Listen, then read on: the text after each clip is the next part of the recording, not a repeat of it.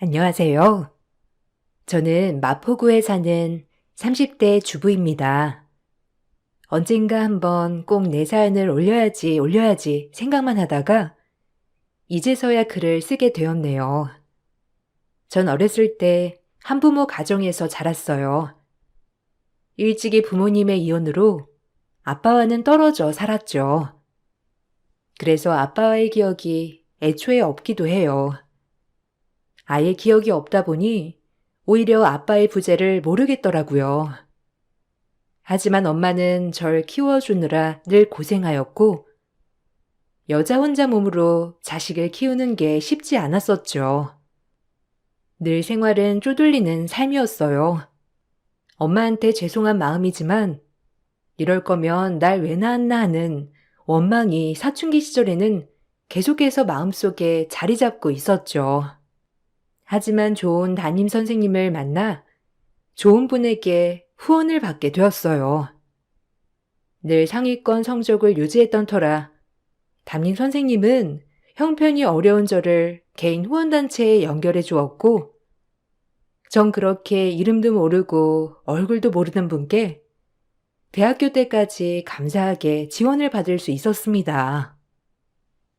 성적도 네가 제일 좋은데 늘 돈 때문에 힘들어하는 게 안타까워서 그러니 후원을 받게 해줄 거거든? 이분은 익명으로만 어려운 학생한테 후원하시는 분이야. 그러니까 부담 가지지 않아도 된단다. 넌 스트레스 받지 말고 공부만 해. 알겠지? 아, 선생님, 정말 감사합니다. 그래도 저를 후원해 주시는 분인데 인사라도 나누고 싶어요. 얼굴을 아예 볼 수 없는 건가요? 그러게. 아쉽지만 얼굴을 공개하시지는 않는 분이란다. 그래도 널 되게 좋게 본 모양이야. 학원 한 번 다니지 않고 혼자서 늘 전교 1, 2등을 한다는 게 말이 되니? 그냥 너는 지금처럼만 공부 열심히 하면 된단다. 아주 좋은 기회니까 좋게 생각해. 아마도 그분이 널 계속 지켜보실 거야. 댐댐이도 훌륭하고 친구들이랑 어울리는 것도 원만한 것, 그런 얘기도 하시는 거 보니. 정말 감사하게도 익명의 후원자분께서 후원을 해주신 덕분에 전 학창시절 내내 돈에 쪼들림 없이 공부를 할 수 있었죠. 선생님을 통해 편지만을 주고받았지만 정말 키다리 아저씨라도 되는 듯이 저를 늘 지지해주고 응원해주셨어요. 그리고 대학에 입학하는 날 너무 받은 게 많았던 저는 그분에게 얼굴을 뵙고 꼭 갚고 싶다고 말씀드리고 싶었지만 절대적으로 나타나지 않으시는 분 때문에 갚을 도리도 없었죠. 선생님께 들은 바로는 그분이 저에게 남긴 말은 나중에 어려운 형편에 처한 아이들을 만나게 됐을 때 제가 지금 도움을 받았던 것처럼 저 역시도 도와줬으면 좋겠다는 말만이 마지막 인사라고 했어요. 얼마나 감사하던지. 익명의 후원자 덕분에 제 학창 시절은 어려움 없이 지낼 수 있는 나날이었습니다. 정말 특별한 케이스였죠. 정말 꼭 갖고 싶은데 어떻게 만날 방법이 없을까요? 대학교까지 다 지원해 주시는 분인데 꼭 뵙고 인사드리고 싶어요. 선생님도 꼭 인사시켜주고 싶었는데 철저하게 나서는 걸 꺼리시더라고. 그냥 나중에 너같이 어려운 환경에 놓인 친구를 알게 된다면 너도 꼭 성공해서 후원하는 게 갚는 거라고 하시더라. 정말 좋으신 분이지? 항상 감사하며 살자 우리. 그렇게 그분과의 인연은 여기까지였습니다. 6년 정도를 지원받았기 때문에 저에겐 정말 은인이자 잊지 못할 분이죠. 저희 엄마도 정말 감사한 분이라고 했었고요. 어렵지 않게 대학을 졸업하고 전 디자인과를 나왔기 때문에 디자이너로 큰 의류회사에 취직을 하게 되었어요. 그리고 같은 회사에서 만난 동기와 사랑을 싹 틔우며 결혼을 준비해 나갔죠. 시어머니는 한눈에 나쁘신 분은 아니었지만 묘하게 저를 마음에 안 들어 하셨어요. 일단 이혼 가정이라는 것 자체가 시어머니에게 가장 큰 걸림돌이었죠. 시어머니는 절 쳐다보는 눈빛 또한 굉장히 차가우신 분이었어요. 머리 회전이 빠른 저로서는 저를 좋아하지 않는다는 걸 단번에 알 수 있었죠. 아니, 다른 것도 아니고 이혼이라니. 그런 애가 뭘 보고 배웠겠어? 이혼 아주 쉽게 할 거다. 지 부모가 이혼했는데 지라고 이혼이 쉽지 않겠어? 하필 다른 거 다 떠나서 이혼 가정 애를 데리고 오니. 너도 참 엄마 실망시키는 것도 가지가지다 정말. 부모님이 이혼한 게 민주 탓도 아닌데 왜 그런 걸로 사람을 그렇게 보세요? 엄마, 그러신 분이었어요? 그냥 좋게 봐주세요. 내가 뭐 돈을 바라니? 학벌을 바라니? 딱 하나 정상적인 가정에서 자란 처자면 됐는데 왜 하필 한부모 가정이야? 아휴. 엄마, 행여나 민주 앞에서 그런 티 내지 마세요. 얼마나 상처겠어요. 그래도 저희 회사에 수석으로 입사해서 지금까지 제일 동기들 중에 잘 나가는 애예요. 얼마나 배울 게 많은 앤데 그렇게 생각 말고 좋게 생각해 주세요, 엄마. 내 소원이니까. 일이 뭐가 중요해? 가정 챙기는 게 중요하지. 여자가 결혼을 하면 가정을 우선시로 여겨야 되는 거야. 알겠어? 너도 참. 어머님은 단 한 가지, 제가 이혼 가정이라고 걸림돌이 된다고 하였죠. 하지만 남편이 강력하게 밀어붙인 것도 있었고, 제 학벌이나 직장 등이 절대 남편에게 꿀리지 않았기 때문에 어머님은 결혼을 허락해 주셨어요. 막상 결혼을 하려고 보니 엄마 혼자서 절 지금까지 키워주신 것이 참 고맙더라고요. 한부모 가정이라 원망을 했던 적도 있었지만 엄마마저 절 포기하지 않고 끝까지 책임져줘서 고마운 생각이 가장 많이 들었어요. 그렇게 결혼을 하게 되었어요. 결혼을 하고 보니 정말 인생이 180도 달라지더라고요. 항상 당당했던 저이지만 뭐가 그렇게 시댁은 어려운 건지 제 자신이 작아지는 건 어쩔 수가 없었죠. 안 그러려 해도 그렇더라고요. 게다가 며느리가 해야 할 일은 왜 이렇게 또 많은 건지 처음 접한 모든 것들이 저에게 계속 혼란을 주기 시작했죠. 이제 결혼했으니까 뭐 편하게 지내보자. 너도 일은 하지만 우리 아들 밥은 꼭 차려줘야 한다. 아침 먹고 다니는 스타일이니까 아침 같은 거 굶으면 출근 못해. 알겠니? 귀찮더라도 밥이랑 국은 꼭 차려줘. 그리고 어차피 가족이 됐으니 말하는 건데 사실 나 너 그렇게 마음에 들진 않았어. 뭐 너네 부모 이혼한 게 네 탓은 아니지만 그래도 아무래도 정상적인 가정은 아니잖니? 정상적이랑 비정상적이 나눠져 있는 건가요? 전 한 번도 비정상적이라고 생각해 본 적은 없는데요. 엄마 혼자 절 키우셨지만 남부럽지 않게 컸고 남들 다 아는 예의 배울 만큼 배웠고요. 좋은 학교 나오고 좋은 직장 들어갔습니다. 어머님 그러시는 거 이해 안 돼요. 단칼에 절 휘어잡으려고 하시는 어머님께 용기 내서 한마디 싸붙였어요. 어머님은 제가 저렇게 말하니 입이 떡 벌어지더니 할 말을 잃으시다가 곧이어 저에게 독서를 퍼붓더라고요. 결혼 전 이런 모습은 보지 못했기에 참으로 당황스러운 모습이었죠. 이런 게 차이가 난다는 거야. 어디 어른이 얘기하는데 꼬박꼬박 말대꾸를 그렇게 하니? 너네 엄마가 그렇게 가르쳤니? 아니요. 어머님이 먼저 한부모 가정이라고 폄하하시길래 드리는 말씀이에요.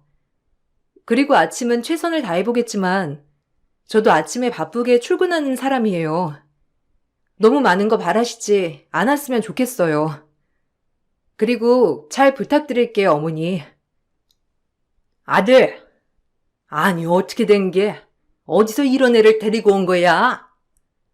결혼을 물을 수도 없고 어쩜 하나부터 열까지 싹 다 제 할 말을 그렇게 할 수가 있어? 내가 그렇게 우습냐? 어디 어려운 거 모르고 그렇게 막무가내로 나불거려, 어? 참나, 기가 막혀. 시어머니는 남편을 찾아대며 저를 당장 끌어내라고 하셨고, 남편은 일단 어머니가 쓰러지기 전에 저를 밖으로 불렀죠.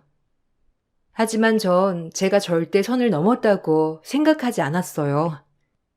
어려서부터 한부모 가정이란 콤플렉스 때문에 저 자신을 보호하는 방법부터 배운 제 자신이 그저 안쓰러울 뿐이었죠. 하지만 남편은 결혼을 하고 나니 저보고 적당히 어머님께 맞춰달라고 부탁을 하더군요. 아, 그냥 엄마 말에 네네 하면 안 돼? 어차피 우리 둘이 나가 살 거고 아침 안 차려도 되잖아. 그걸 꼭 엄마한테 안 차리겠다고 말을 해서 이 사단을 만드냐? 너도 융통성 좀 있어라. 그리고 그냥 어른이 하는 얘기인데 그걸 꼭 그렇게 맞받아쳐야 해? 뭐? 내가 잘못했다는 거야? 당신 진짜 웃긴다. 결혼 전에 무조건 내 편이라며. 지금 고작 이거 가지고 어머님 편드는 거야? 편이 어딨어. 그냥 좀 네가 맞춰주라는 거지. 엄마 원래 고집도 세시고 본인밖에 모르셔. 그냥 그러려니 하란 말이야.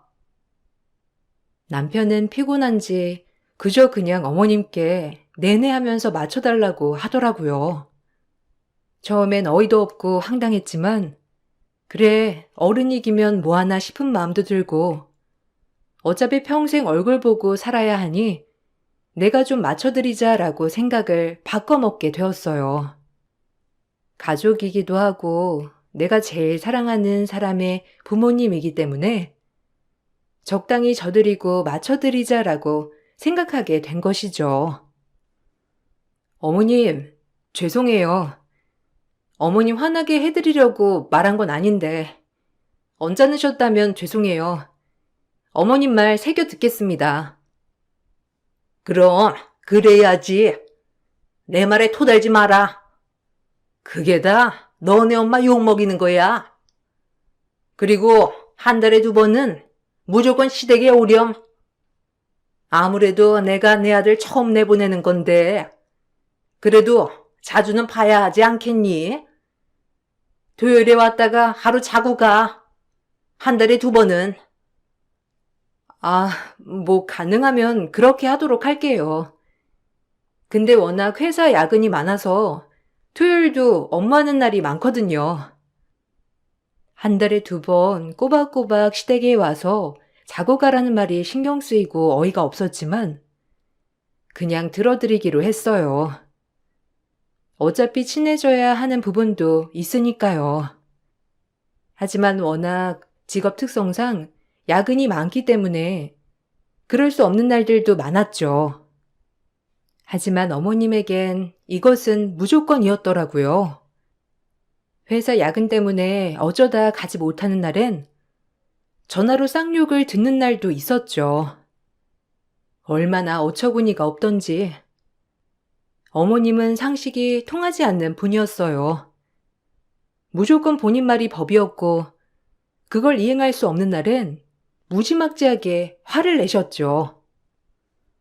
너 내가 오랬는데 홀랑 내 아들만 보내? 내 아들이 호랍이야? 결혼을 했으면 같이 다녀야지. 왜 너는 안 오니? 어머님, 형식 씨가 얘기 안 하던가요? 저희 팀 어제부터 야근해서 오늘도 출근했어요. 제가 일부러 안 간 것도 아니고 일하느라 그런 건데 형식 씨도 다 아는 부분이고요. 이렇게 전화로 뭐라고 하시면 제가 어떻게 마음 편히 일을 하겠어요. 뭐야? 너 당장 회사 때려치워라. 아주 그 회사 다니는 게 아주 유세지 유세. 우리 아들이 더 잘 될 수 있는데 네가 맡고 있는 거야. 여자가 그렇게 회사에 목매면 쓰냐? 알아서 가정 챙기고 가정을 먼저 보살펴야지. 당장 때려치워. 알겠어? 아유, 속상해. 호라비도 아니고 혼자서 쫄래쫄래. 내 얼마나 화가 나던지. 네가 이 집에 들어오고 마음 편할 날이 없었어. 알아? 에휴. 시어머니는 막무가내셨죠. 아무리 일 때문이라고 해도 어머님한텐 통하지 않았어요. 오히려 일 때문에 시댁에 가지 못한다면 일을 그만두라고 할 정도였으니까요. 이런 부분 때문에 시어머니와 결혼 초부터 고부 갈등이 계속 이어져 왔습니다. 늘 회사에서 일하고 있을 때 어머님의 전화가 울리면 심장이 쪼그라드는 것만 같았죠. 오늘은 또 무슨 얘기를 하시려나 싶어서요. 아니, 어머님 너무하시는 거 아니야? 내가 아무리 얘기해도 말이 안 통해. 자기는 가운데서 도대체 뭐 하는 거야? 내가 자기 보고 시집 왔는데 이건 뭐 나 혼자 어머님이랑 씨름하는 것 같아. 가운데서 아무런 도움도 안 되고 내가 도대체 누굴 믿어야 해? 아니, 아무리 말해도 엄마가 들으셔야 말이지. 워낙 옛날 사람에다가 할아버지까지 모시고 사셨잖아. 그래서 그래. 그래서 지금 나한테 그걸 보상받기라도 원한다는 거야? 나 진짜 당황스러워. 매번 회사에 있을 때 혼자 그렇게 퍼붓고 전화 끊어버리시고 사람 얼마나 기분 나쁜지 아냐고. 자기가 당해봐. 아니, 우리 엄마가 자기한테 그런다고 생각해봐. 얼마나 그런지. 엄마한테 알아듣게 설명할게. 형 결혼하면 너한테 덜 그러실 거야. 며느리가 아직 한 명이라 그러니까 이해해줘. 남편은 저에게 별다른 말을 하지 못했죠. 그저 어머님이 옛날부터 할아버지를 모시고 사셔서 너무 옛날 사람이라는 말만 되풀이할 뿐 별다른 소득은 저에게 오지 못했어요. 남편네는 가부장적인 집안이었다고 해요. 그래서 시할아버지가 돌아가실 때까지 지극히 시집살이를 하셨다고 했죠. 게다가 지금 큰 집에 큰 할아버지까지 살아 계신다고 했고요. 그나마 시할아버지가 돌아가시고 큰 할아버지 댁과는 왕래가 많이 끊겼다곤 하더라고요. 저 역시 한 번도 본 적은 없었고요. 그래도 아무리 이해하려고 해도 시어머니의 억지스러운 모습은 전혀 이해가 가지 않았죠. 고부 갈등은 날이 가면 갈수록 심해졌습니다. 시어머니는 본인 시집살이를 보상이라도 받길 원하는지 늘 전화를 하며 저를 괴롭혔고 일주일에 2-3번은 꼭 시댁으로 호출을 해 일을 시키곤 하셨죠. 오늘 오이 소박이 담글 건데 오이 잔뜩 사다 놨으니까 저것 좀 절여놔라. 유튜브다 인터넷이다 다 나와 있을 거니까 보고 해. 네? 이 많은 걸 다요? 어머니, 저 방금 출장 갔다 지금 왔는데 꼭 이걸 오늘 해야 하나요? 내일 저녁에 와서 할게요. 안 돼. 오늘 해야 해. 너 또 토다는 거냐? 무슨 말만 하면 그놈의 토다는 버릇 좀 고쳐라. 일단 절여놔. 얼마 안 걸려. 아니, 진짜 너무 힘들어서 그래요. 저 지방 출장 다녀와서 거의 잠도 못 잤는데 내일 회사 끝나고 와서 일찍 해놓을게요. 오늘 하라니까. 저거 오이다 어떡하니? 이미 사놓은 건데 하루 지나면 물러져. 얼른 잔말 말고 해. 며느리가 하라면 해야지. 출장 갔다 온 날 바로 저녁에 오이 한 박스를 절궜어요. 얼마나 팔이 아프던지 그놈의 남의 편 남편은 TV를 보며 낄낄거리고 있었죠. 참다 못한 제가 오이 절구는 것 좀 도와달라고 하니 어머니께서는 본인 아들 다를까봐 절대 못하게 하시더라고요. 자기야, 오이 절구는 것 좀 도와줘. 나 진짜 팔 빠질 것 같아. 지금 TV가 눈에 들어와? 얼른 도와달란 말이야. 알겠어. 뭐 이거 소금 뿌려서 대충 절거 넣으면 되나? 엄마, 이거 굵은 소금으로 하면 되는 거지? 아서라, 어디 남자가 부엌에 들어와서 이리저리 간섭을 해? 얘 혼자 해라. 뭐가 어렵다고? 넌 꼭에 쉬고 있는데 일을 시키니? 나 옛날엔 이거 3박스도 혼자 절궜어. 알아? 넌 이게 뭐가 힘들다고? 아휴, 하여간 뭐 하나 시키면 입은 대빨 나와가지고. 전 이런 거 해본 적도 없어요, 어머니. 그리고 이렇게 손이 놀고 있는데 같이 하면 좋죠. 일도 빨리 끝나고 형식 씨도 어차피 먹을 건데. 아유, 됐다니까. 너 어서 들어가 있어. 그냥 소금만 뿌려 놓으면 된다니까. 그놈의 유세도 진짜. 얼른 절거놔. 역시나 시어머니는 제가 남편을 시키는 꼴을 보지 못했죠. 전 그날 오이 한 박스 전부를 혼자 절궜어요. 얼마나 고되던지. 그리고 다음날 일하기 힘들 정도로 팔이 아팠었죠. 그렇게 결혼을 하고 전 살이 12kg나 빠지게 되었어요. 주변에서 저만 보면 어찌나 걱정을 하던지 차마 제 얼굴에 침 뱉는 꼴이라 이렇다 저렇다 말을 할 수 없었고 그저 웃어 보일 뿐이었죠. 어머, 대리님, 왜 이렇게 요새 살이 빠졌어요? 너무 말랐다. 가뜩이나 날씬하신데 지금은 너무 마르셨어요. 아, 그래? 요새 좀 바빠가지고 살이 많이 빠졌네.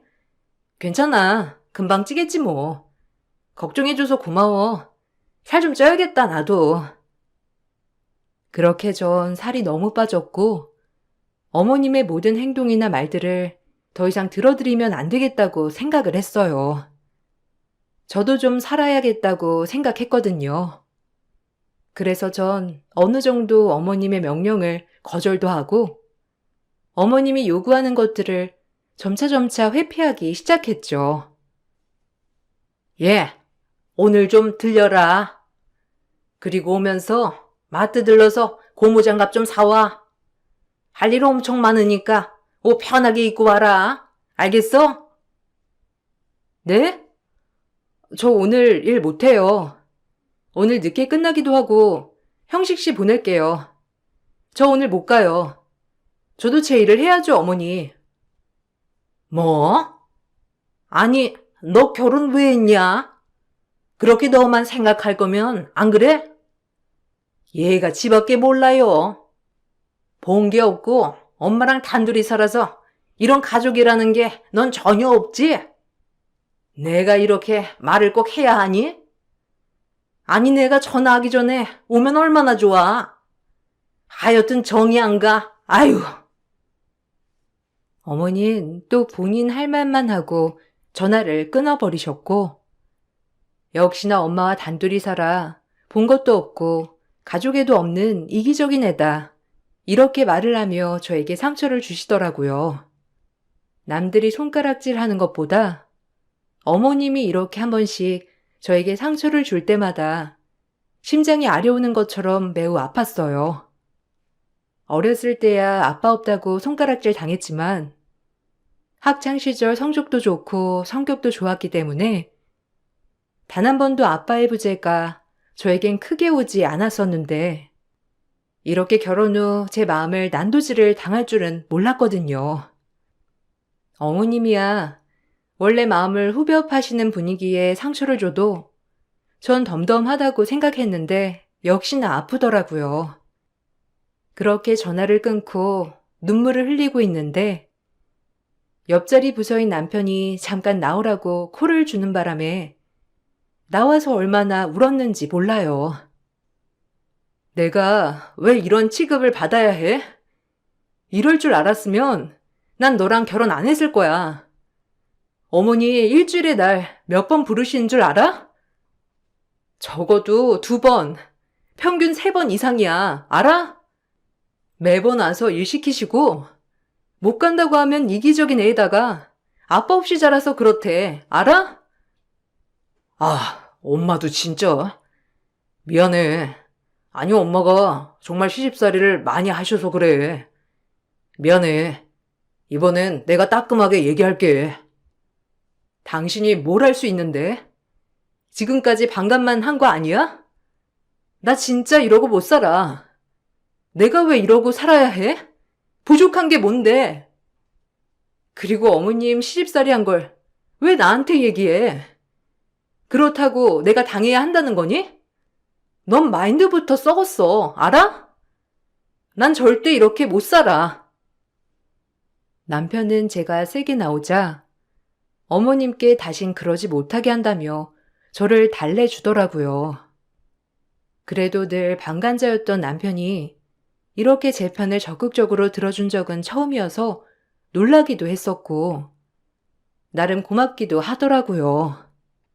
그리고 남편이 어머님께 아주 세게 얘기를 한 모양이더라고요. 어머님은 전보다 조금은 덜 하셨고 저를 부르는 것도 조금은 덜 부르셨죠. 약간 숨통이 트이는 것 같았어요. 그렇게 숨통이 트이는지도 얼마 되지 않아 남편의 형인 시숙께서 결혼을 한다고 하더라고요. 얼마나 내심 기쁘던지 드디어 며느리 동기가 생기는 것 같아 묘하게 기분이 좋았죠. 형님 되실 분은 미디어 업계에 종사하고 계시는 분이었고 참하고 다정했어요. 잘 부탁드릴게요, 어머니. 형수 씨가 어머님 미인이라고 하던데 정말 미인이시네요. 너무 놀랐어요. 어머, 그래요? 고마워. 결혼 준비는 잘 돼가고? 이거 별거 아닌데 넣어두고 준비하는데 보태서 써요. 어머, 이런 거 안 주셔도 되는데 정말 괜찮아요. 아유, 감사합니다. 결혼하는데 보태서 준비할게요, 어머님. 형님이 인사 오던 날 어머님은 쌈짓돈을 챙겨 주시더라고요. 얼마인지는 모르겠지만 조금 허탈했죠.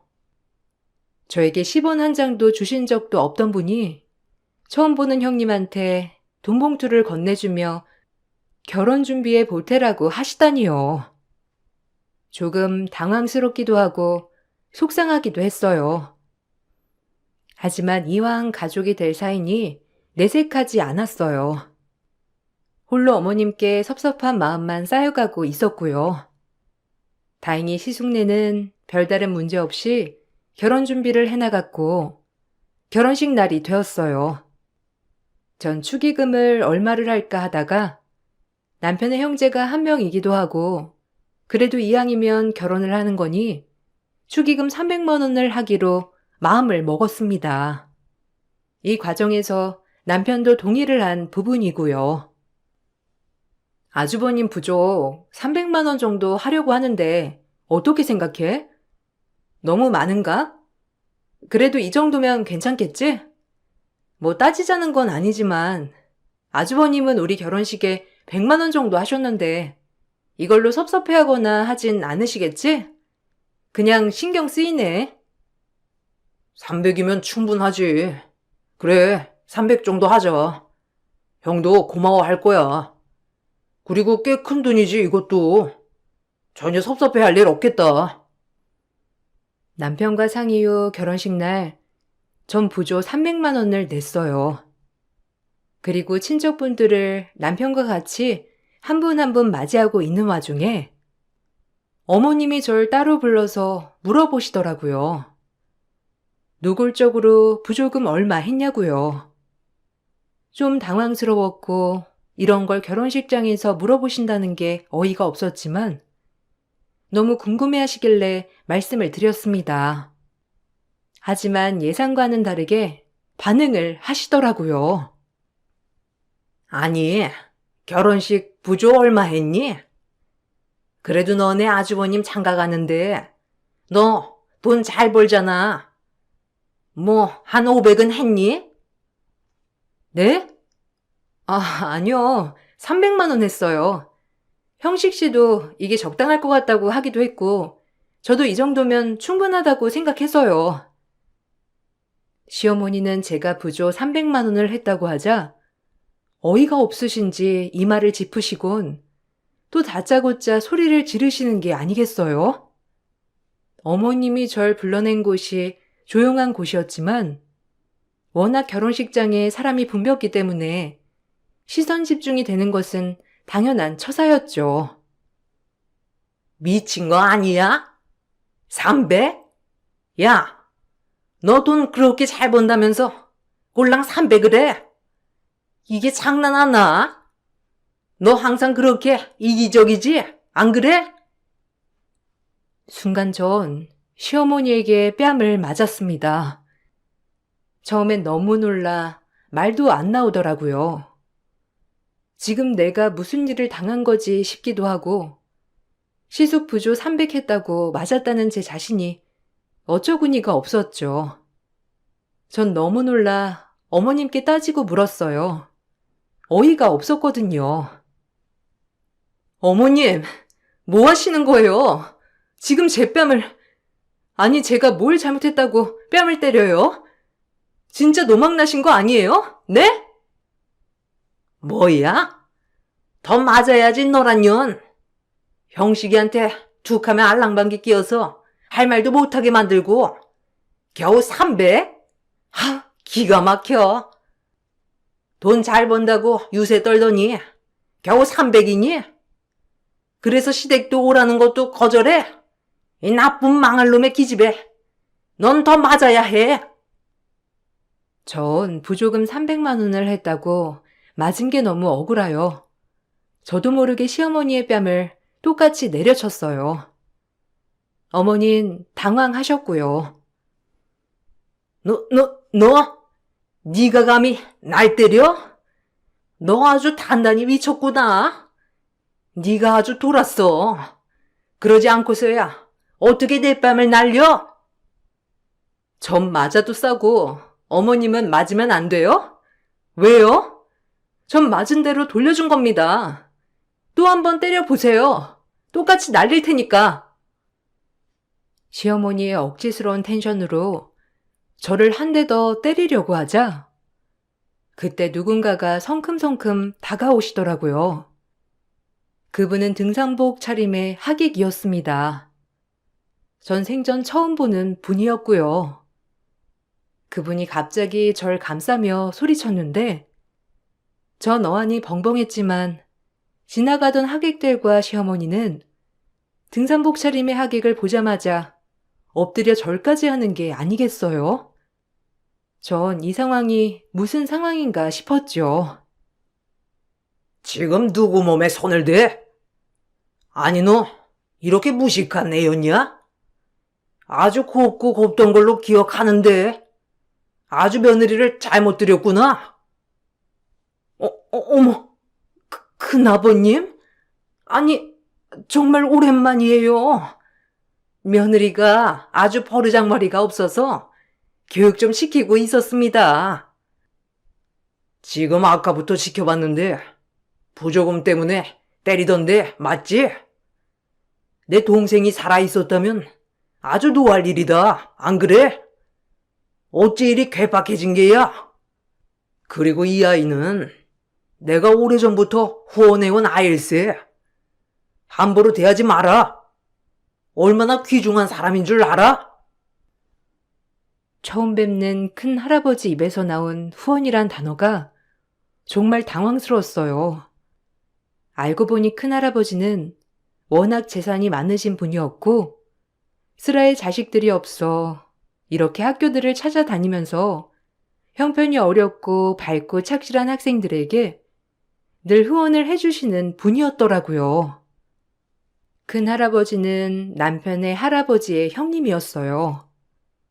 즉 시어머니에겐 시아버지의 형님인 격이었죠. 시할아버지가 돌아가시고 거의 왕래가 없으시다가 이번에는 결혼식에 참석을 하신 모양이더라고요. 그런 할아버지가 제 후원을 해주신 분이었고요. 드디어 제 후원자를 눈앞에서 처음 마주한 순간이었어요. 하지만 그 후원자 앞에서 뺨세례를 맞고 있는 모습을 보여주니 창피했죠. 네? 후원이요? 아니, 큰아버님이 왜 얘를? 얘가 얼마나 되바라진 애인 줄 아세요? 아유, 몰라서 그렇습니다. 되바라졌다니요? 저 어머님 시키는 거 다 했어요. 이유 없이 아빠가 안 계신다는 이유로 처음부터 저 싫어했던 거 다 알아요. 그래도 살다 보면 좋아지겠지, 괜찮아지겠지 하면서 버텼어요. 근데 어머님 더하더군요. 좀 힘들어서 남편한테 얘기 좀 했어요. 그게 그렇게 문제가 되나요? 그리고 아주버님 결혼한다길래 아주버님이 우리 결혼할 때 100만 원 보조했지만 전 300 했어요. 이왕 축하하는 거 돈이 뭐가 중요한가요? 근데 300 했다고 맞을 일이에요? 지금 내가? 당신이 뭔데 날 이렇게 업신여겨? 이제 당신 며느리 안 해. 알겠어? 어디 한번 그렇게 예뻐하는 큰며느리랑 잘해봐. 그리고 할아버지, 제가 따로 찾아뵙겠습니다. 이제 그동안 저 후원해 주신 분이 누군지 알았으니까 제가 찾아뵐게요. 그럼 이만 먼저 가볼게요. 감사합니다. 전 이 말만을 남기고 자리를 떴고 제가 자리를 뜨자 옆에서 보던 하객들은 수근수근거리며 어머니를 손가락질하기 시작했어요. 그리고 큰 할아버님 또한 어머님을 매우 불쾌한 눈으로 쳐다보며 어머님께 소리를 지르셨죠. 아마 이 부분이 어머님이 제일 화났을 거예요. 내 이렇게 많은 재산, 자식도 없는 거 누굴 줘야 하나 늘 생각하다가 내 동생네 자손들을 물려줘야 되겠다 하고 생각했지. 오늘 보니 큰 착각을 했군. 이렇게 욕심 많고 힘들 많은 엄마 아래서 자란 애들이 뭘 보고 배웠겠나? 내 재산은 절대 넌 볼 생각 마라. 이 욕심 많고 힘들 많은 아줌마야. 아빠 없는 며느리를 감싸주지 못할 망정 그렇게 홀대하고 하대하다니 천하의 나쁜 년. 아니 큰아버님 제 말 좀 들어보세요. 아주 그것이 얼마나 되바라졌는지. 큰아버님 제 말 좀 들어보세요. 제발. 네? 할아버지는 그 말을 듣지 않고 자리를 떠버렸고 시어머니 덕분에 결혼식에 있는 하객들이 술렁거리는 바람에 신부 측 귀에도 들어갔다고 하더라고요. 신부는 얼마나 놀랐는지 이 결혼을 얻고 싶다고 하며 당일 파혼 통보를 하여 시숙은 졸지에 파혼을 당했죠. 그리고 전 집에 와 이혼 서류를 준비하고 할아버지를 찾아뵐 생각을 했습니다. 남편은 이혼만은 안 된다고 했지만 그동안 방관자인 남편 또한 용서할 수 없었기에 도무지 살 용기가 나지 않더라고요. 그리고 남편에게 물어 큰 할아버지를 찾아뵙고 그동안 받은 후원에 대해서 정말 너무 감사한 마음을 전달했죠. 할아버지께서 특별한 제안을 하나 해주시기도 하셨고요. 너무 감사했어요. 어떻게 감사를 드려야 할지. 저희 학창시절을 빛내주셔서 너무 감사했습니다. 할아버지 정말 뵙고 싶었는데 이제라도 뵐 수 있어서 좋아요. 제가 앞으로 종종 찾아뵐게요. 친할아버지라고 생각해도 되나요? 아유, 고맙긴. 밝고 착하고 공부도 잘하는 너의 앞길을 내가 그나마 비춰줬다면 나도 그걸로 되었어. 그럼 이제 나랑 같이 일해보지 않겠나?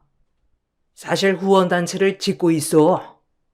이 많은 돈 짊어지고 갈 수도 없고, 지금 자네처럼 어렵지만 밝은 학생들에게 좀 더 많이 후원해 줄 수 있는 세계적인 단체를 설립하는 게 내 꿈이네. 어떠나? 나와 같이 하겠나? 같이 했으면 좋겠는데. 전 망설임 없이 바로 하겠다고 했죠. 제가 다니는 회사에 바로 사표를 냈고, 전 할아버지를 도와 후원단체 설립을 진행하고 있어요. 그리고 여러 학교를 찾아다니며 저 같은 학생들을 찾아 후원을 진행 중에 있죠. 얼마나 보람차고 기쁜 일인지. 남편은 제발 이혼만은 안 된다고 했지만 결국 이혼을 해주었고, 시어머니는 어이없게도 저에게 할아버지한테 말 좀 잘해달라며 이런 뻔뻔한 문자가 왔더라고요. 아예 상종을 하지 않았죠. 시어머니의 욕심 덕분에 큰아들은 파혼해 둘째 아들은 이혼을 당했어요. 아들들이 시어머니를 얼마나 원망하고 지내는지 간간히 들려오더라고요. 회사 지인들을 통해 남편과 회사로 엮여 있기 때문에 가끔 지인들을 만나면 남편 얘기부터 해주거든요. 남편은 어머님을 보지 않고 있다고 하더라고요. 뭐 어머님 본인이 자초한 일이겠죠.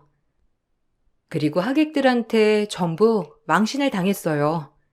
얼마나 고소하던지. 할아버지는 이 돈을 저희 남편 쪽에 남겨주려고 했지만 그날 어머님의 모습을 보고 이 후원단체 설립을 마음 먹었다고 하더라고요. 참 좋은 일을 선택하신 거죠. 전 할아버지를 도와 지금 그 누구보다 보람찬 일을 하며 살아가고 있습니다. 어렸을 때 그렇게 어려운 시절 한 줄기 빛이 돼주었던 후원. 지금 제가 그 일을 하고 있다는 게 너무 보람차고 행복합니다. 좋은 할아버지를 곁에 두었다는 것도 행복하고요. 그리고 지금도 할아버지에게 너무 감사한 마음으로 일을 하고 있어요. 할아버지는 옆에서 봐도 정말 훌륭한 분이시거든요. 꼭 저도 할아버지처럼 저렇게 멋지게 노년을 보내야겠다고 다짐하며 살고 있어요. 남편과 결혼을 참 후회하지만 남편으로 인해 저의 은인을 만났다고 생각하니 그것 또한 받아들일 수 있겠더라고요. 여러분들도 모든 일을 긍정적으로 생각하시길 바랄게요.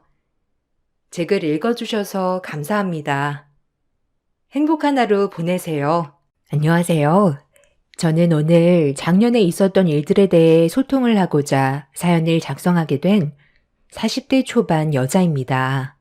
남편과 결혼 생활 10년 하는 동안 제 할 도리만 하면서 시댁 식구들과 최대한 얼굴 붉히지 않을 정도로만 관계를 유지하면서 지내왔었어요. 시댁 식구들 또한 저에게 함부로 할 수 없었던 게 남편이 중간 역할을 잘해줘서 그동안 무시당하지 않고 지내올 수 있었는데, 시동생이 재작년에 결혼을 하고 동서가 며느리로 들어오면서부터 시댁 식구들의 행동이 점점 안 좋아지기 시작했어요. 시동생은 동서와 결혼을 했으면 똑바로 행동을 해야 되는데 귀가 워낙 얇아서 시댁 식구들에게 너무 쉽게 휩쓸려 다녔어요. 그런 모습을 뒤에서 지켜본 남편이 시동생에게 몇 번이나 소리친 적이 있었지만 항상 그때뿐이지 행동을 똑바로 하지 못해서 신우와 시모에게 매번 안 좋은 말들을 듣는데, 옆에 있던 제가 상처받을 만큼 시댁 식구들의 언행이 너무 심했어요. 시댁 식구들이 동서를 함부로 대하지 못하게 시동생이 처신을 똑바로 해야 됐는데, 그렇게 하지 못하니 저 또한 시댁 식구들에게 평소처럼 행동할 수가 없었습니다. 제가 분위기가 평소와 많이 다르다는 걸 신우가 느끼고 있었는지 시모 옆에 찰싹 붙어선 저에게 불만 섞인 말들을 늘어놓았어요. 기분이 좋지 않았던 저는 동서와 과일을 깎으면서 한마디 하게 되었죠. 똑같은 사람이고 한 식구로 받아주기로 결정을 했으면 좋은 관계를 유지하기 위해 서로가 노력해야 되는데 동서만 노력하는 것 같아서 기분이 좋지 않네요.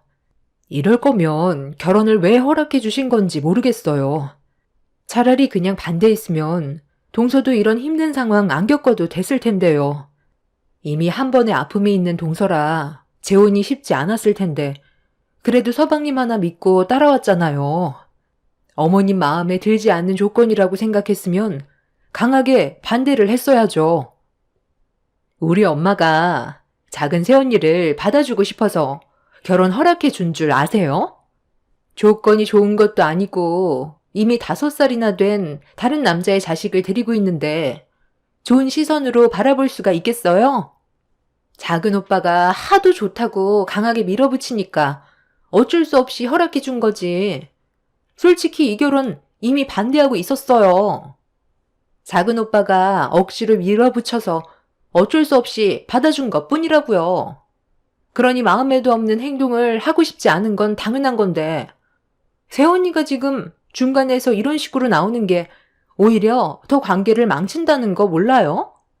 엄마, 큰오빠가 하도 새언니를 감싸고 도니까 이제 아예 개념을 상실했나 봐.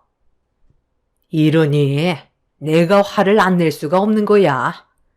너는 엄마 마음 조금도 이해 못하지? 자기 마누라 편에서만 생각하니까 엄마가 어떤 심정인지 살필 생각도 없는 거지? 어느 누가 애 딸린 여자를 며느리로 받아주고 싶겠어? 네가 입장 바꿔놓고 생각해봐라. 나중에 이런 일이 너한테도 생기면 조금도 고민 안 할 것 같니? 그래도 일단 받아준 거잖아요. 그럼 어찌됐든 한 가족이 됐으면 어머니가 좀 더 넓은 마음으로 생각해 줄 수도 있는 거잖아요. 계속 이렇게 살 거예요? 어머님, 제가 잘할게요. 그만 마음 푸세요. 어머님이 저에 대해 못마땅해 하시는 거 충분히 알고 있는데요. 그만큼 민재 씨한테 더 잘할게요. 네가 행동을 똑바로 하지 못하니까 이런 불화가 생기는 거잖아. 재수 씨랑 결혼을 하기로 마음먹었으면 서로 잘 지낼 수 있도록 네가 힘을 써야지.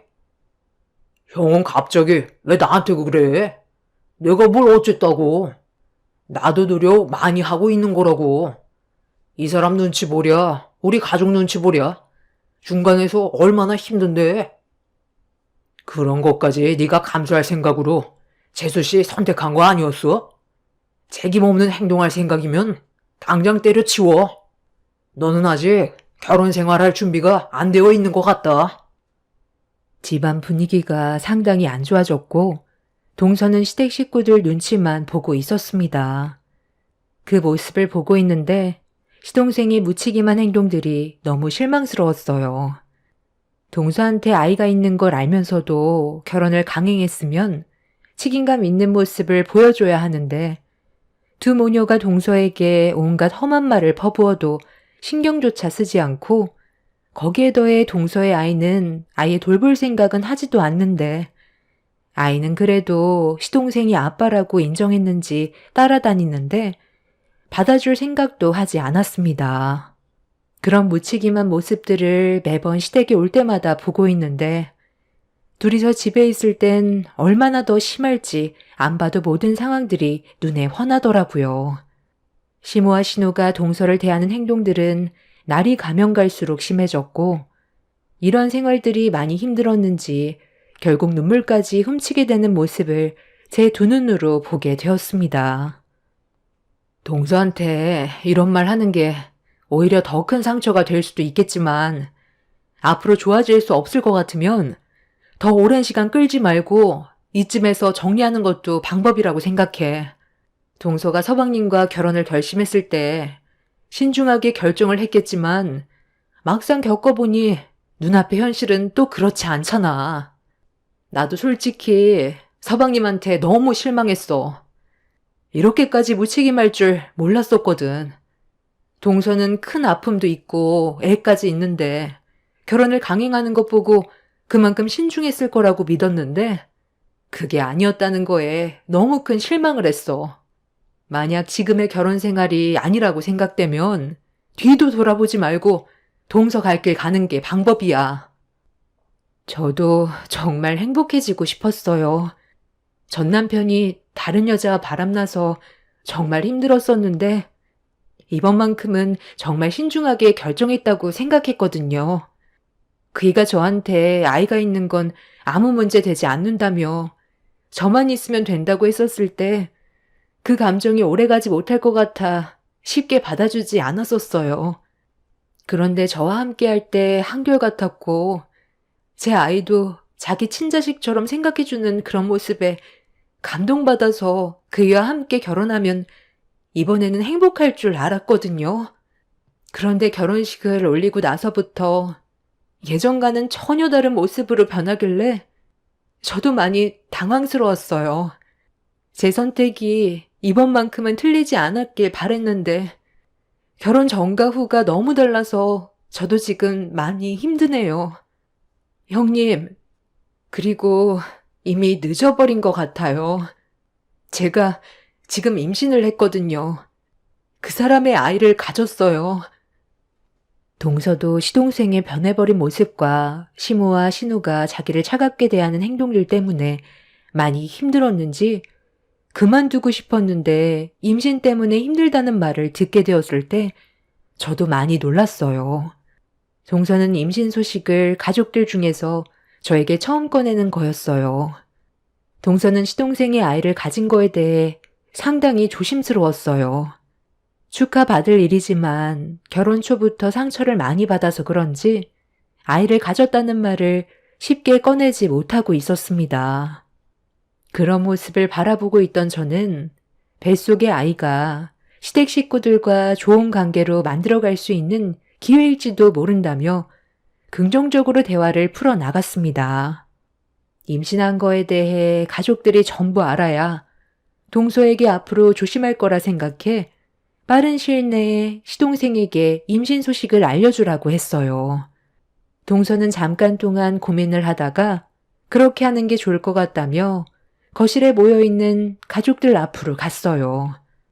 그리고 동서가 시동생이 아이를 가졌다는 말을 조심스럽게 꺼냈는데 시모의 표정이 별로 좋지가 않았습니다. 함께 앉아있던 남편은 많이 놀랐는지 동서에게 축하한다는 말을 했는데 시모의 한마디에 분위기는 한순간에 차가워져 버렸습니다.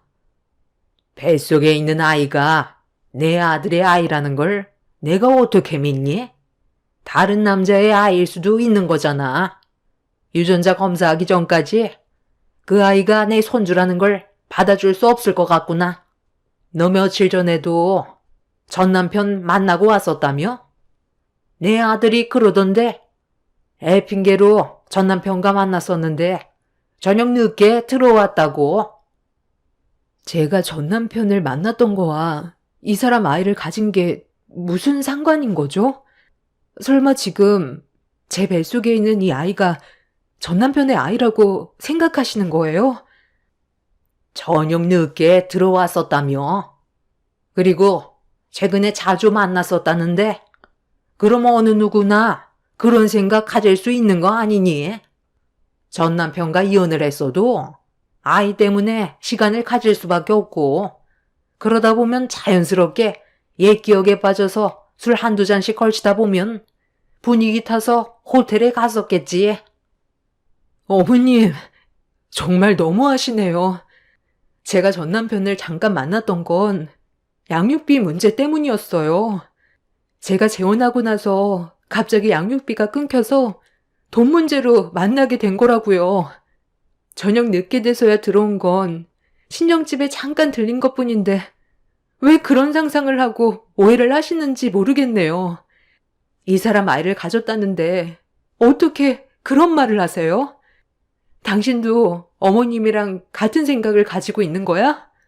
뱃속에 있는 이 아이를 전 남편의 아이로 생각하고 있는 거냐고. 유전자 검사를 해보면 알겠지만 지금 상황에선 당연히 의심할 수밖에 없지.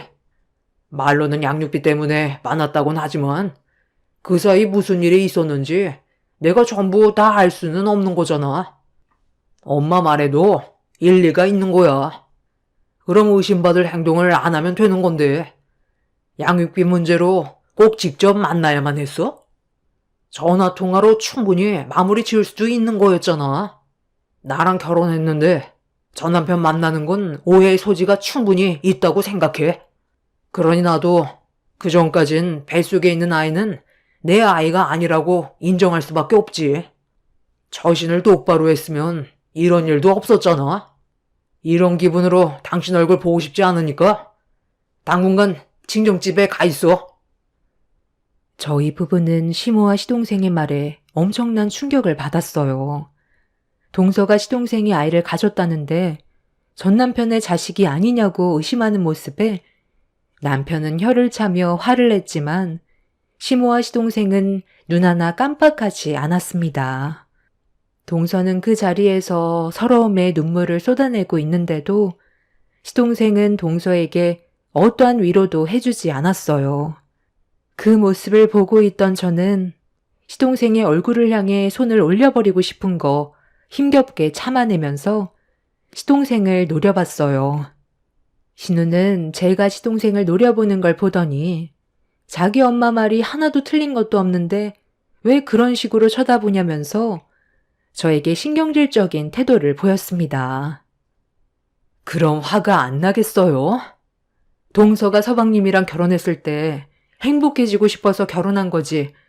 불행한 길을 또다시 걸어가려고 서방님을 선택했겠냐고요. 뱃속에 있는 아이가 당연히 서방님의 아이지 전 남편의 아이겠어요? 다른 사람은 몰라도 서방님은 동서한테 그러면 안 되죠. 동서는 애가 있었고 또다시 상처를 받을까봐 2번의 결혼에 대해 정말 많이 고민했다고 들었어요. 그런데 서방님이 동서한테 매달리지만 않았어도 동서는 아이만 바라보며 살았을 거라고요. 힘들게 설득해서 결혼까지 했으면 끝까지 책임질 줄 알아야지. 서방님의 아이까지 가졌다는데 어떻게 이런 상처를 줄 수가 있어요? 의심받을 행동을 했으니까 우리 엄마랑 오빠가 한마디 할 수도 있는 거죠. 결혼을 했으면 전 남편과 얼굴 보는 것 자체가 문제되는 거 아니에요? 양육비를 안 줘서 직접 만나러 갔다고? 전화 통화로 하면 되는 걸 굳이 얼굴 볼 이유가 뭐가 있어? 너도 전 남편한테 미련이 남았으니까 만나자고 한 거겠지. 그 사람 회사까지 찾아가서 양육비 그동안 밀린 거 받아내 왔어요. 저 혼자 아이 낳은 거 아니에요. 그 사람은 다른 여자 만나서 잘 살고 있지만 제 아이는 자기 아빠한테 버려진 거라고요. 얼굴조차 안 보려 하는데 그럼 양육비라도 받아내야 하지 않겠어요? 제 아이한테 뭐라도 더 해주려면 성인이 될 때까지 악착같이 받아내야 하잖아요. 민재 씨한테 경제적인 짐 나누고 싶지 않아서 전화통화로 해결이 안 돼서 직접 회사로 찾아가 더 악착같이 받아낸 건데 그게 잘못됐어요? 엄마로서 아이한테 해주고 싶은 게 있어도 저 혼자 버는 돈으론 한계가 있으니까 얼굴에 철판 깔고 전 남편이 일하는 회사로 들어간 거예요. 저 이런 대우 받으려고 이 사람과 결혼한 거 절대 아니에요. 저도 다시 시작하는 결혼 생활 정말 잘해보려고 노력 많이 하고 있는데 더 이상은 못하겠어요. 어차피 뱃속에 있는 아이도 인정해주지 않는 마당에 이 집 구석에 붙어있을 필요 있겠어요? 조만간 이혼 서류 보낼 거니까 법원에서 보자. 나중에 이 아이가 당신 아이라고 밝혀졌을 땐 양육비나 제때 보내줘. 알겠어? 동서는 눈물을 쏟아내면서 그동안의 불만들과 서러웠던 걸 전부 다 쏟아내었어요. 그리고 시동생과 갈라서기로 확실하게 결정을 내린 듯 이혼 얘기가 나왔습니다. 시모는 잘한 것도 없는 게 어디서 큰 소리냐며 얼굴을 붉혔고 시동생은 시댁에서 나가는 동서를 쳐다보지도 않았습니다.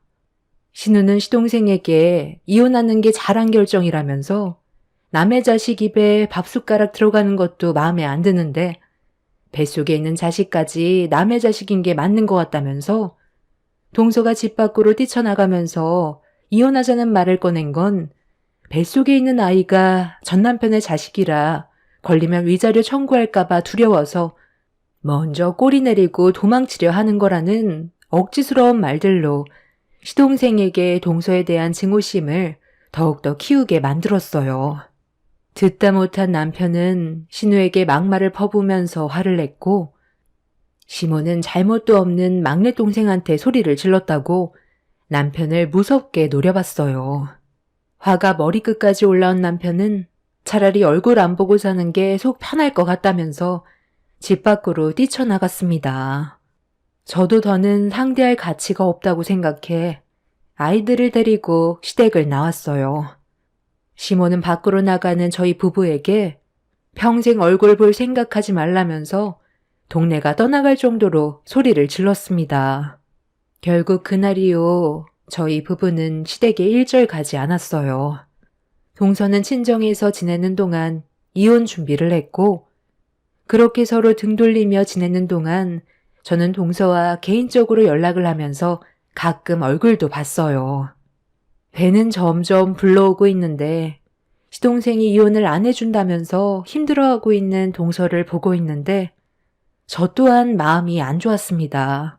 동서는 뱃속에 있는 아이가 시동생의 친자인지 아닌지 확인이 되기 전까지는 움직일 생각이 없는 것 같다면서 아무것도 해결되지 않고 있는 현실을 너무 답답해했어요. 동서는 하루빨리 정리돼서 더 이상의 스트레스를 받고 싶지 않다면서 눈물을 쏟아내었고 이런 상황들을 지켜보고 있던 저도 너무 안타까워 집으로 돌아간 뒤 남편과 이 문제에 대해 진지하게 대화를 이어나갔습니다. 남편과 저는 그날 저녁 아이들을 친정에 맡기고 바로 시동생 집으로 향했어요. 시동생이 왜 동서와 이혼을 안 해주고 있는지, 어떤 마음을 가지고 있는지 확인해 보기 위해서였죠. 네가 여긴 어쩐 일이냐? 너 동생 갈구러 온 거냐? 무슨 말을 하려고 이 늦은 시간에 여기까지 온 거야? 쓸데없는 말 할 거면 그만 돌아가라. 저번에 너 나한테 뭐라고 그랬어?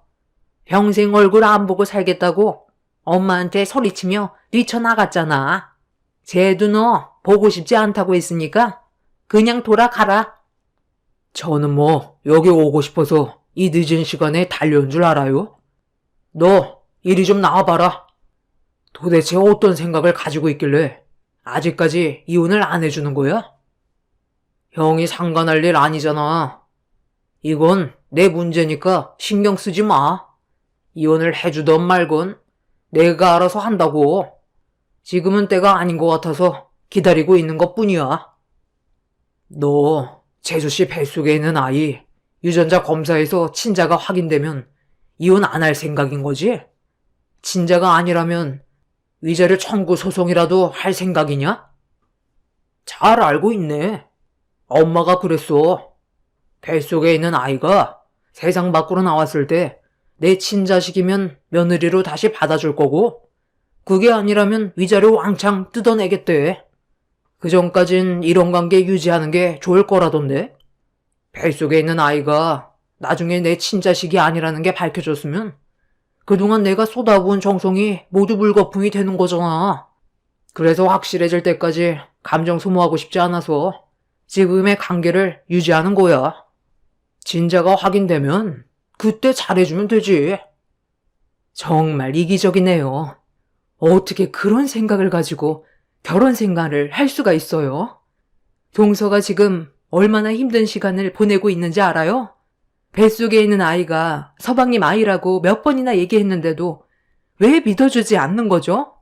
자기 아내를 믿어주지도 않는데 나중에 친자로 밝혀진다고 해서 결혼 생활이 좋아질 수 있을까요? 나는 절대로 그렇게 안 보이는데요. 이미 서방님은 동서와의 관계가 벌써 무너졌어요. 우리가 오늘 여기 온 건 서방님 때문이 아니라 동서가 너무 불쌍하고 안쓰러워서 한마디 하려고 온 거예요. 이런 식으로 행동할 거면 당장 이혼하세요. 동서가 원래 자리로 돌아갈 수 있게 해달라고요. 쓸데없는 참견하지 말고 그만 돌아가라. 너 그렇게 한가하니? 네 애들이나 잘 봐. 너희들이 이런 식으로 나와봤자 달라지는 거 아무것도 없어. 모든 진실을 내 눈으로 봤을 때 그때 결정할 거다. 시모와 시동생의 행동을 이해할 수가 없었고 대화 자체가 통하지 않았어요. 이런 상황들을 듣게 된 동서도 화가 많이 났는지 아이가 태어나도 절대로 얼굴을 보여주지 않을 거라면서 분노를 표출했고 동서는 이혼 소송을 준비했어요. 서로 합의하에 이혼하는 게 제일 빠른 방법이긴 하지만 시동생이 하는 행동을 봤을 땐 아이의 존재가 확인이 되고 나서야 움직일 것 같아 동서는 소송으로 이혼을 하기로 결정을 내렸었죠.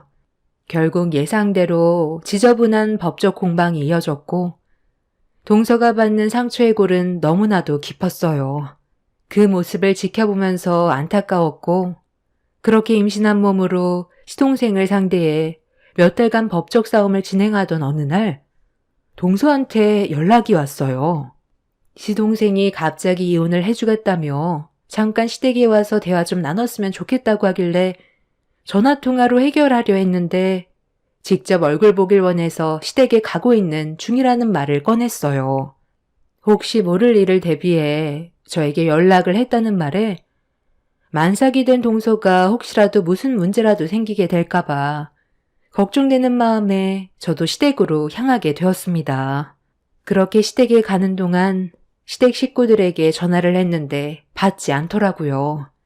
얼마 전까지만 해도 동서에게 얼굴을 붉히면서 잡아먹을 듯이 화를 내던 시동생이 갑자기 순순히 이혼을 해주겠다는 말을 했을 땐 무언가 바라는 게 있을지도 모른다는 생각에 서둘러 시댁으로 향하게 되었습니다. 가는 동안 남편한테 동서와 통화했던 내용에 대해 전달해 준 뒤 일이 끝나는 대로 시댁으로 와달라고 부탁을 했어요.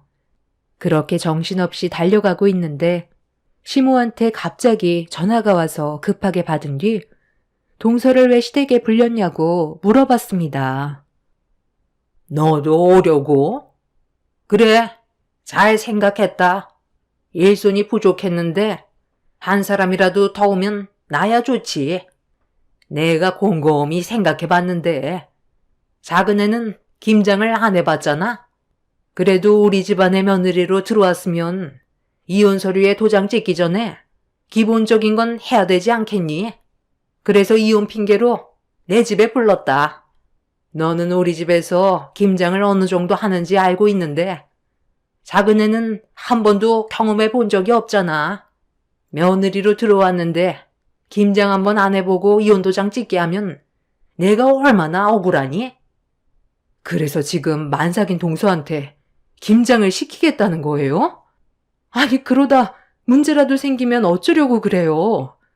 이제 곧 출산이라 위험할 수 있다는 거 모르세요? 김장하다 진통 오면 출산하면 되지. 뭐가 걱정이니? 양수 터져도 그게 걱정 없다. 내가 애를 셋이나 낳아봤는데 양수 터져서 늦게 병원 갔을 때도 아무 문제 없었어. 작은 애 이제 막 도착했네. 해지기 전에 끝내야 돼서 정신없으니까 너도 올 거면 최대한 빨리 와서 도와주거라.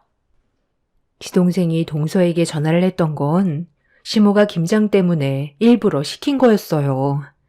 그걸 전혀 모르고 있던 동서는 이혼해주겠다는 말만 믿고 시댁으로 갔던 거였죠. 만삭의 몸으로 시모가 시키는 일을 하다가 문제라도 생길까봐 걱정이 됐던 저는 급하게 시댁으로 향했습니다. 가는 동안 동서에게 전화를 했지만 받지 않길래 안 좋은 일이 생긴 것 같아 걱정이 앞섰고 그렇게 정신없이 달려 시댁에 도착해 마당으로 달려갔는데 눈앞에 펼쳐진 광경에 경악을 했고 저는 그만하라고 소리치며 동서를 감싸 안았습니다.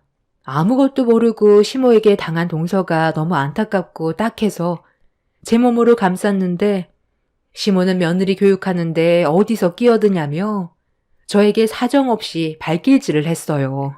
옆에 있던 신우도 시모를 따라 저에게 발길질을 하기 시작했죠. 300평이나 되는 마당에 쌓여있던 김장김치를 동서에게 담으라고 시키는 것 자체가 말도 안 되는 행동이었습니다. 시몬은 고졸년들끼리 잘들 논다면서 동서 얼굴에 손을 올렸고 속수무책으로 당하던 동서는 산통이 오기 시작해 배를 움켜쥐고 있었습니다.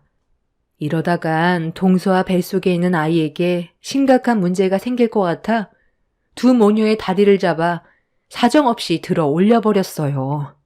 이미 저도 눈이 돌아버려 앞뒤 가리지 않고 막무가내로 행동을 했습니다.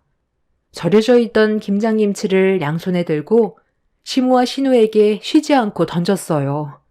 시모는 힘겹게 절여놓은 김치를 던졌다고 분노했고 저를 향해 거침없이 달려오길래 옆에 있던 양념 속 재료를 바가지로 퍼서 시모의 얼굴을 향해 냅다 뿌려버렸습니다. 시모는 김장김치 양념을 눈에 정타로 맞아 괴로웠는지 바닥을 뒹굴었고 신우는 시모가 당한 걸 보고 화가 났는지 똑같이 저에게 달려들길래 빨간 소쿠리로 신우의 뺨을 사정없이 내리쳤어요. 거친 숨을 몰아내쉬면서 숨을 고르고 있었는데 뒤에 있던 시동생을 보지 못했던 저는 시동생에게 그대로 뺨을 맞았고 귀가 멍할 정도로 어지러웠지만 그동안 시동생이 동서에게 했던 행동들이 떠올라 사정없이 시동생의 다리 사이를 올려쳐 버렸습니다. 책임지지도 못할 거면 놀리지도 말라며 평생 사용하지 못하게 만들어버리겠다고 뒹굴고 있는 시동생을 따라다니면서 쉬지 않고 걷어찼어요. 그렇게 그동안 쌓아왔던 분노를 한꺼번에 표출한 사이 동서가 산통으로 괴로워하길래 서둘러 산부인과에 가야 할 것 같아 동서를 부축했고 그 사이 남편이 시댁에 도착해 아수라장이 되어 있는 마당을 보곤 경악을 했습니다. 남편은 저를 도와 동서를 차에 올려 태운 뒤 산부인과로 향했어요. 가는 동안 동서는 김장김치를 시킬 거라곤 상상조차 하지 못했다면서 할 말이 있다고 하길래 최대한 좋게 풀어갈 생각을 가지고 있는 줄 알았다는 말을 꺼냈어요. 동서가 김장김치를 담그지 못하겠다고 하자 시모와 신우가 막무가내로 가방을 뺏은 뒤 동서의 머리채를 잡아 달려들었고 발길질하며 난리를 치는 사이 제가 도착한 거였죠. 다행히 동서는 산통 끝에 무사히 출산을 하게 되었어요. 시동생은 제 발길질로 인해 병원에 입원해 치료를 받았는데 아쉽게도 크게 문제는 없다고 하더라고요. 온 힘을 다해 좀 더 힘껏 올려칠 걸 많이 아쉬웠습니다. 그렇게 동서의 아이가 세상 밖으로 태어나고 동서는 시동생과 두 모녀가 저지른 행동들에 대해 추가적인 소송을 준비했습니다. 그렇게 이혼 절차를 다시 밟던 도중 시댁 식구들이 알고 싶어 했던 시동생의 친자가 맞는지 확인하기 위해 산후조리실에 불쑥 찾아왔고 시댁 식구들이 동서가 안고 있는 아이를 보는 순간 남편과 제가 시댁 식구들을 밖으로 내쫓아 버렸습니다. 시모는 아이의 친자 검사부터 확인해 보자며 떨어진 모발이 있으면 가지고 나와보라고 하는데 그 말을 안에서 듣고 있던 동선의 가족분들이 산후조리실에서 한바탕 난리를 쳤고 결국 아무것도 얻지 못한 채 산후조리실에서 내쫓겼어요. 동서는 이 문제를 속 시원하게 해결하기 위해 시댁 식구들한테 알리지 않고 개인적으로 유전자 검사를 진행한 걸 저희 부부에게 보여주었습니다. 시동생과 99% 일치하다는 서류를 확인할 수 있었습니다. 동서는 시댁 식구들에게 아이의 얼굴을 절대 보여주고 싶지 않다면서 저희 부부만 알길 원했어요. 그리고 시댁 식구들은 친자가 맞는지 확인만 하기 위해 도와달라며 저에게까지 찾아와 깍듯이 머리를 조아렸습니다. 저는 시댁 식구들에게 친자 확인이 되어봤자 달라질 건 없다고 내쫓아 버렸어요. 동선의 가족들은 아직까지 시댁 식구들과 법적 소송을 진행 중에 있습니다. 법적으로 처리를 해야 될 일이 너무 많아서 그런지 시간이 꽤 오래 걸리더라고요. 최근에 시댁 식구들이 동서의 아이가 시동생이 친자라는 걸 알게 됐고 그동안 보인 행실들이 아이의 친모에게 안 좋은 영향을 끼친다는 걸 인정받아 이혼 성립이 확실시 되었습니다. 하지만 이제 와서 친자인 걸 확인하면 뭐 하겠어요. 서로에 대한 신뢰가 이미 깨져 있는 상태인데 정말 한심할 뿐입니다. 평생 얼굴 안 보고 사는 게 오히려 행복할 것 같네요. 동서도 이번 일이 해결되면 편하게 살았으면 좋겠어요. 저희도 다시는 시댁에 갈 일이 없을 것 같네요. 제 사연 들어주신 분들 감사합니다.